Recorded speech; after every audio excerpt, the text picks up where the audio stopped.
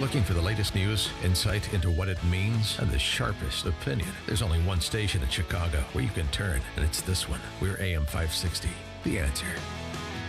Good morning, Dan and Amy. The National Association of Scholars recently did a study, just about a month or so ago, about the partisan ideological distribution of professors on campus.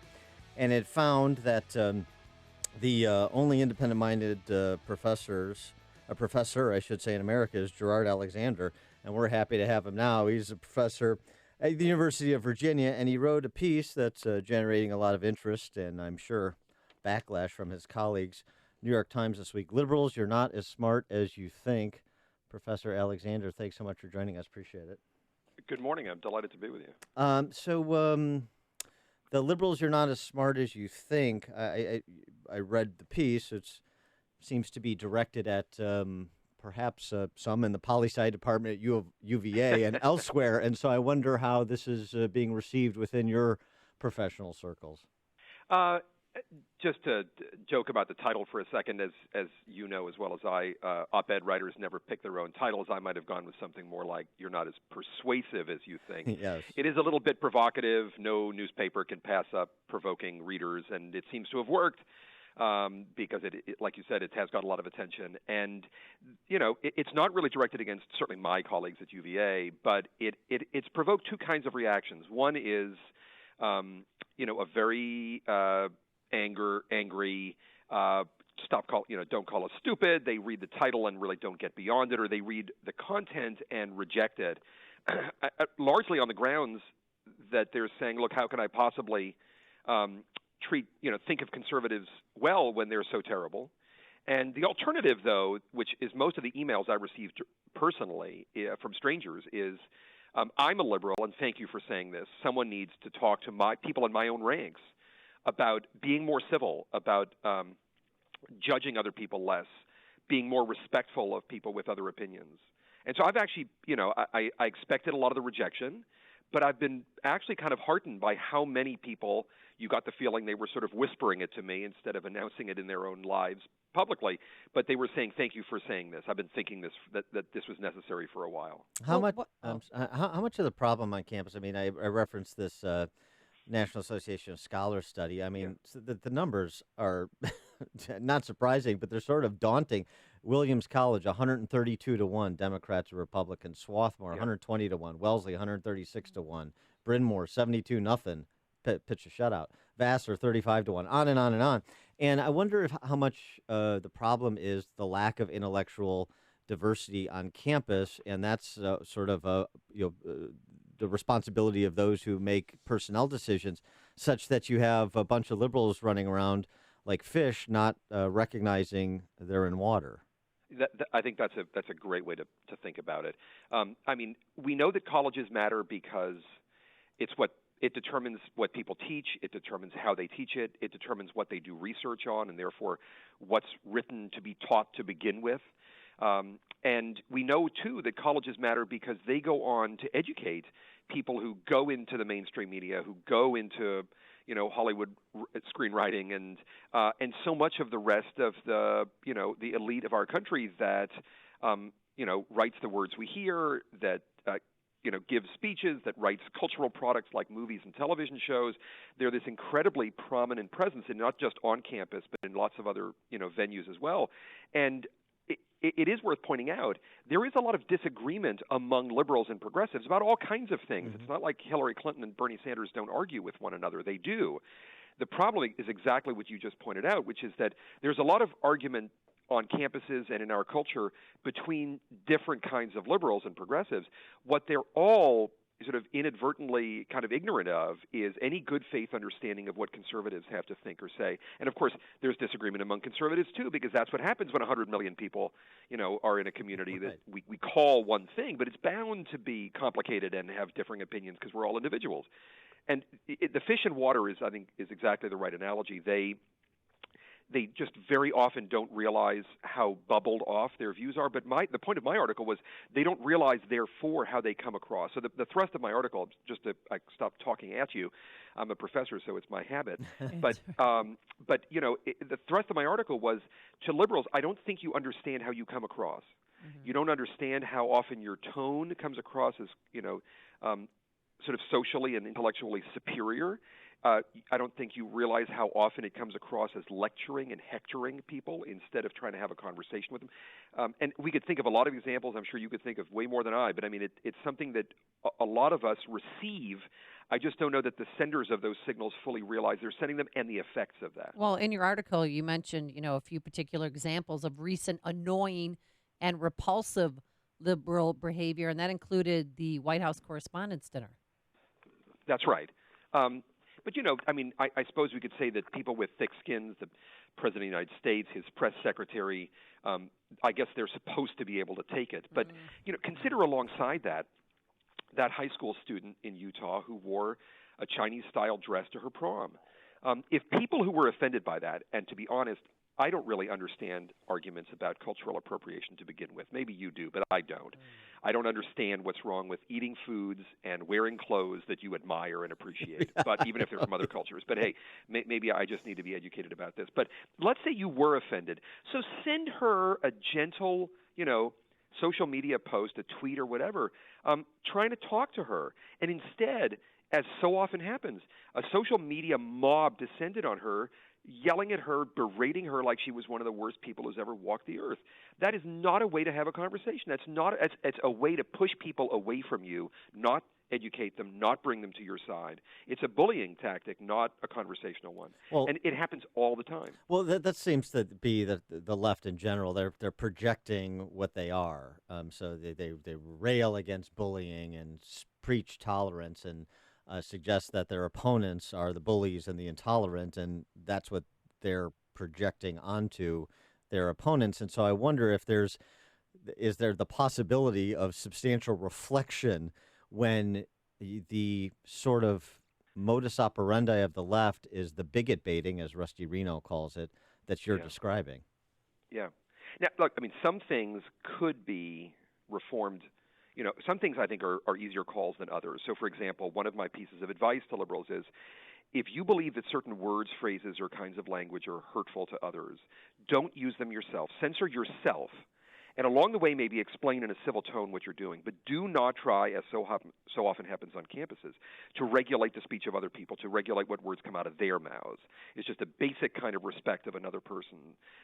That's a kind of nice, bright line that I think is relatively easy to follow. If you don't like a speaker who's coming to your campus, don't try to shut them down or disinvite them. Let them have their say, and then afterward, not during, afterward, hold an event in which you explain why you disagree with them. That's the civil way to approach these things. But you're right that the bigot baiting is a different creature, because I seem to be asking, and that's how some people took my article, I seem to be asking liberals, stop accusing people of racism even if it's true. And that's not what I'm saying. Mm-hmm. What I'm saying is, there is perhaps no bigger divide in America today than between liberals and progressives, who attribute a huge number of events in America to racism, and conservatives who find, real racism very disturbing, but who think that liberal and progressive discussions of it are wildly exaggerated. And that, above all, the idea that all conservatives are fundamentally racist in some important way, that's just a real misrepresentation of the facts. And that one's a really hard one to resolve, because liberals really do feel like someone like me is suggesting to them, stop calling it racism even if it is, because it offends people. And if they really do see racism everywhere, that's a really hard thing to get someone to stop doing. Because it's very, very self-reinforcing, right? They are just very open to narratives that confirm that to them, that validate that interpretation. And it's very hard to break through and make the case that, you can hold a position on MS-13 without being a racial or ethnic bigot. But it's a very hard conversation to have when somebody has their ears already closed to you and thinks they have nothing to learn from you. Oh, so go back to those colleagues of yours who are liberal, but their ears are open and they're open to being persuaded. What's the mix, do you think, of when you see something? Let me just use an extreme example. The college professor at Middlebury who was assaulted by a student for the crime of walking on campus with Charles Murray. Yeah. So I know Allison Stanger a little bit. We communicated after that and after my piece just came out. She is herself not conservative, right? But she represents. I think this is a very important thing to say. She represents a lot of academics on campuses who are liberal but not radical or intolerant. And I have a lot of colleagues like that at UVA, and there are a lot of them out there in America. It's definitely overwhelmingly liberal, and definitely conservatives are, grossly absent on most campuses. That I'm not debating for a second. But it is not true that the average academic out there is a, Ward Churchill type, a 9/11 truther, radically intolerant. That's just not the case. But a lot of them, even the majority, are actually kind of old-style moderate liberals who believe that you have to have pluralism of various kinds. They may not produce it very well on their own campuses, but all the energy and noise is in the hands of sort of the left of the left, and that in many campuses that's definitely not the majority, but they are the loudest by far. Well, and so this goes to the kind of point I was getting to. So the question I was going to ask was, is it cowardice or allegiance to cultural Marxism? And you're essentially saying it's, to maybe be a little bit uncharitable, it's cowardice. I hate to use that word. People are careful. We're all careful in our own ways. Maybe you two aren't, but a lot of people are out of habit or because of it. No, but part of what you do is to speak up and to call things as they are. That's a big part of your mission, is to call out things that others might not see or might not be up to calling out in their own, and fortifying them and emboldening them in the process. But a lot of people they're more polite, they're more risk averse, they're more cautious, they're more concerned with career issues.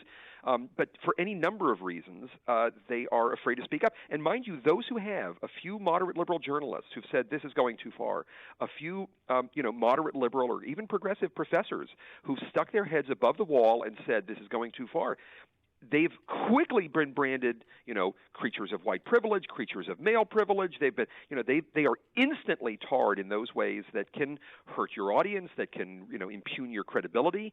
They're in a very complicated position, and I'm, do I wish they would all simultaneously speak up? Yeah, but that's not how human beings tend to work. I have a lot of flaming liberal female friends, and they're starting to wake up. One even said, you know what, that whole calling illegals. What did President Trump say? He called animals. Animals. I'm sorry, animals. Yeah. And she said, and if you look at the entire interview, he talked about the gang members that are animals. Yeah. And so I think they're slowly starting to realize, you know what? The media is biased against President Trump, and they are turning the facts to support their own narrative. I've had a few other op-ed editors ask me if, what would I like to write about? And it's a way of asking, what would you like to contribute to the national conversation? And I always joke, I've been joking for like a year or two now, it's very hard to figure out what to contribute to the national conversation in this dumb a time that we're alive. It's a really bad national conversation we're having.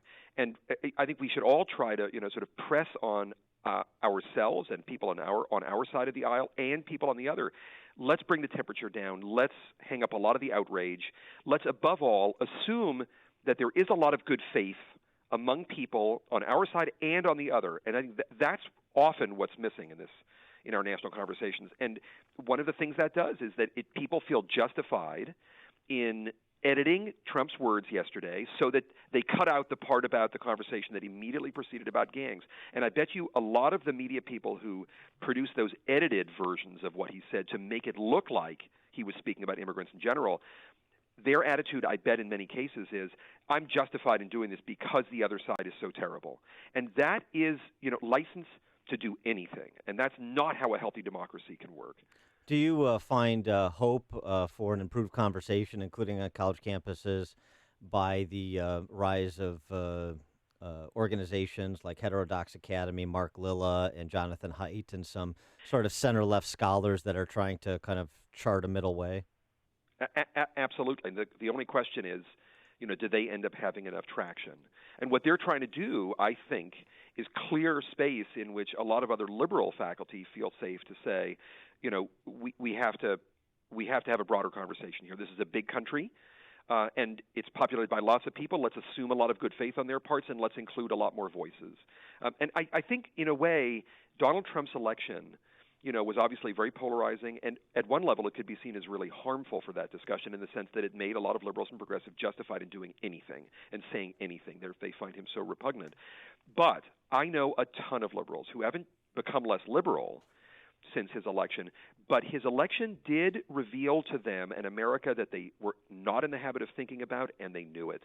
They admitted it to themselves afterwards that we need to learn more, we need to listen more. We may not have to agree, but they learned that they came to appreciate. It taught them that they were living in a bubble to an extent they had not realized, and I think that might be helpful. And I do think, here's my prediction for the day, and mine are usually wrong, so take it for what it's worth.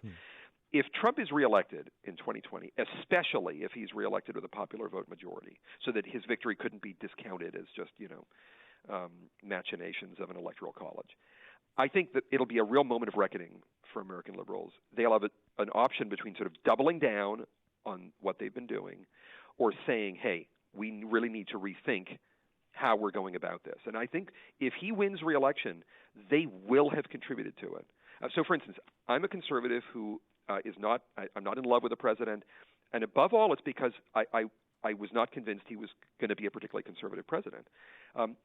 I don't doubt for 1 second that had Senate Democrats, had Charles Schumer and others been more open to working with him, I bet you, for instance, the tax bill would have been less conservative than it was. I bet you Donald Trump would have been very open to that. I think part of the reason he ended up being as conservative as he's been is because the Democratic Party treated him like a pariah, treated him as untouchable. And I think that they've treated his voters that way, his passionate voters, and also the many Republicans who just went along because he was their nominee, ones who even held their noses and voted for him because he was the Republican nominee and against Hillary Clinton. They have pushed so many people away, and starting with him but ending with half the country. And I do think that if he wins re-election, they will have contributed to that. They won't have been the only cause, but they will have contributed to that. And that ought to lead to a real self-examination of the kind that we should all have from time to time. But that should be their moment to do that. He is Gerard Alexander, poli-sci professor at the University of Virginia. The piece, not his title, but his content, Liberals, You're Not As Smart As You Think, the New York Times. Professor, thanks so much for joining us. Appreciate it. Thank you for having me. And he joined us on our turnkey.pro answer line.